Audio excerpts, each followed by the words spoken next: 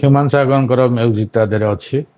ହ୍ୟୁମାନ ସାଗର ଛକି ସୁନ ଏବଂ ରାବଣ ଦୁଇଟି ଯାକର ମ୍ୟୁଜିକ୍ ଭାର ନେଇଥିଲେ। ଯେତିକି ଆପଣ ଗୀତ ଶୁଣିଲା ପରେ ଜାଣିବେ ତାଙ୍କର ଯେଉଁ फिल्म संगीत निर्देशना क्षेत्र में भी से बहुत आगू जाइए मैंने भर्सन टा भाई ये सब गाना जो बन रहा है ना वो आपका लेवल का नहीं बन रहा है, तो मुझे करने दीजिए, मैं कुछ बनाऊंगा, ऐसे बनाऊंगा मेरा सुपरस्टार का गाना। एग्जैक्ट डायलॉग थिला मेरा सुपर का स्टार का गाना कुछ अलग होना चाहिए। अनुभव को बापा सी कहले जे ये पिलाटी किए गाई ना गोटे डमी भयस गाई एक्चुअली गीतटी को जावेद अली गाइबे मुंबई रे गाइबे गोटे कहबार स्टाइल गोटे अलग टाइप से सब अयो प्रेमा ये तो आम ओडिशा पिला भल गाई नुआ पिला एमान सब तुम कहीं चांस दौन कौन से बॉम्बे रु कौन मिल हाँ कि पार्ट होता कहीं मुहूर्त आम सांग कि पार्ट सुटिंग मुहूर्त ह्यूमान थे निश्चित समस्त मुहूर्त श्याम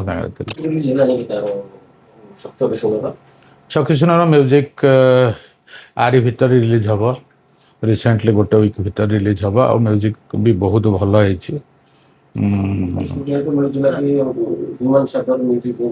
ह्यूमान सागर म्यूजिक ता देहरे अच्छी।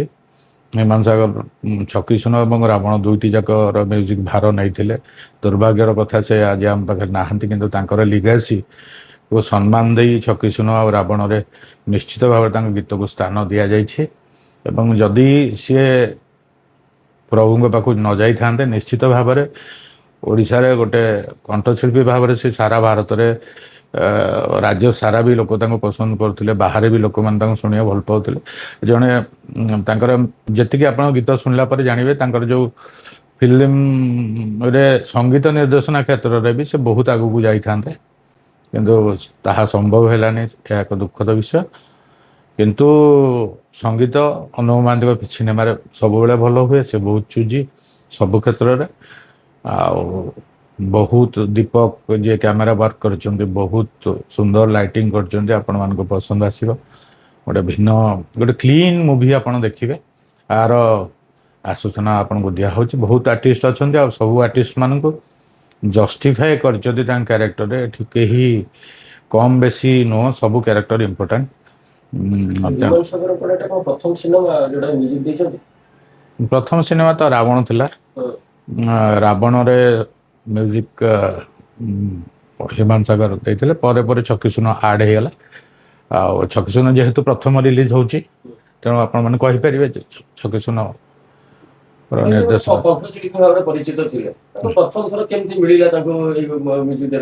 सी एक्चुअली इच्छा प्रकाश कले जे मुझे म्यूजिक करी किछिटा गीत पाई से बहुत ओरिड थिले जे आउ से अनुभव को बहुत भल पाते बहुत मानुले निजर मेंटर निजर गुरु निजर सब किछि बड़ भाई बोले तांको कथा तांको गीत तांको परिचय देइथिला इंडस्ट्री को आनिथिला तांको पई तांको सिनेमा रे बहुत गीत हिट से देइचन दी जन को जोड़ी बहुत हिट है तेणु सी कहते भाई मैंने भर्सन टा भाई ये सब गाना जो बन रहा है ना वो आपका लेवल का नहीं बन रहा है, तो मुझे करने दीजिए, मैं कुछ बनाऊंगा, ऐसे बनाऊंगा मेरा सुपरस्टार का गाना।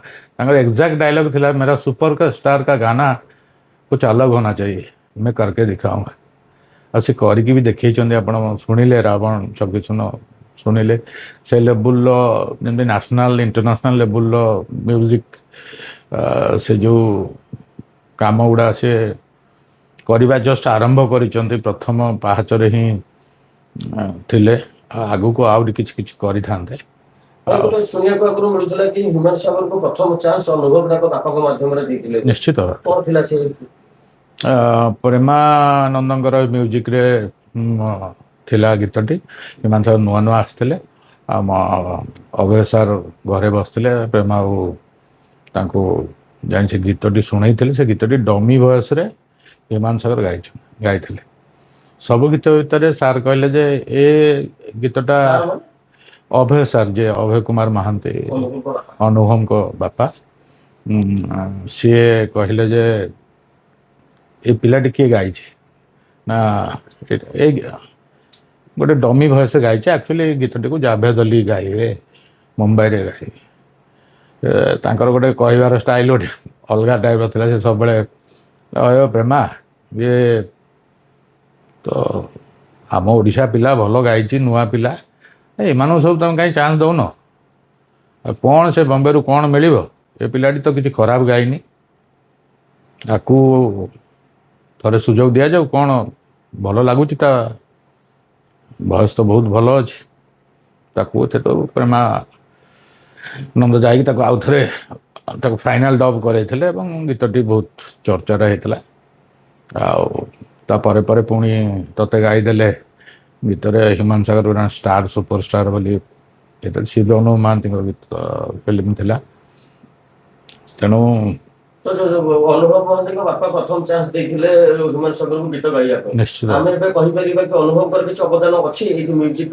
ଅନୁଭବଙ୍କର ମାନେ ଅଗାଢ ଭଲ ପାଇବା ଆଉ ଆସକ୍ତି ଥିଲା ହ୍ୟୁମାନ ସାଗରଙ୍କ ଉପରେ।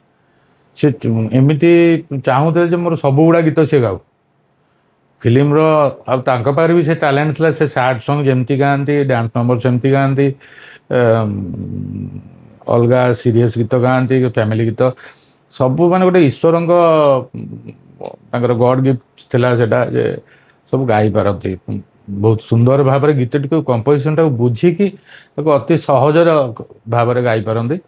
ତେଣୁ ଦୁଇ ଜଣଙ୍କ ଯୋଡ଼ି ବହୁତ ହିଟ୍ ଦେଇଛି ଓଡ଼ିଶା ଲୋକଙ୍କୁ, ଆଗକୁ ମଧ୍ୟ ବହୁତ କିଛି ଦେଇଥାନ୍ତା। ବର୍ତ୍ତମାନ ତାଙ୍କ ବିୟୋଗରେ ଅନୁଭବ ମହାନ୍ତିଙ୍କ ମାନେ ସିନେମା ଆସିଲେ ସିଏ ଟିକେ ଇମୋସନାଲ ହେଇଯାଉଛନ୍ତି ଯେ ହ୍ୟୁମାନ ବିନା ହୁଏତ ତାଙ୍କୁ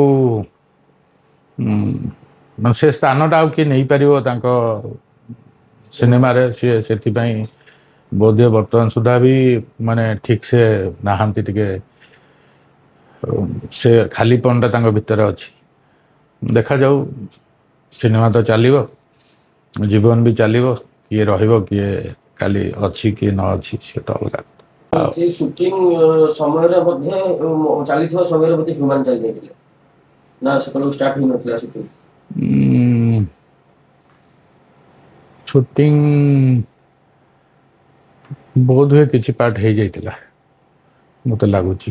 ହଁ, କିଛି ପାର୍ଟ ହେଇଥିଲା, କାହିଁକିନା ମୁହୂର୍ତ୍ତରେ ଆମେ ସାଙ୍ଗ ହେଇକି ଥିଲୁ।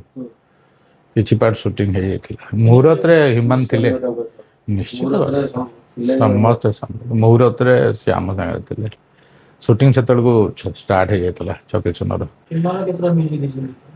ମୁଁ ଡିଟେଲ ଏତେ କହିପାରିବିନି, କିନ୍ତୁ ହ୍ୟୁମାନଙ୍କର ଅଛି କିଛି କଥା। ବୈଦ୍ୟନାଥ ବି ଅଛନ୍ତି।